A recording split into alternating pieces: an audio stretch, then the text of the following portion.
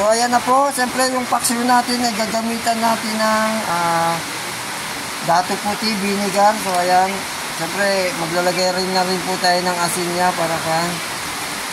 Ayan. Ayan, inubos ko na po. So maglalagay na rin tayo ng asin.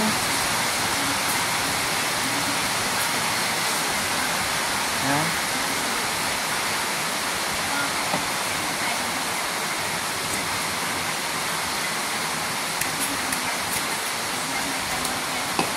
So ayan po, ilagay na natin yung mga kam.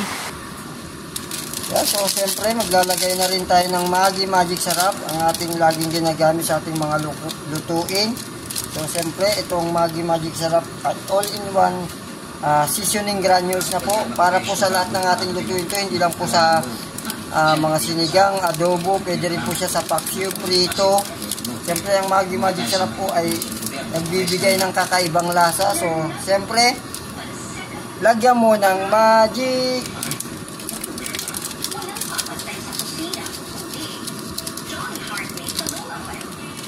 So ayan, paantayin na lang po natin siya na kumulo. Tapos tatakpan muna natin. Pagkakulo, pwede na po siya. Yan na po ang ating paksiw ni Vlogger.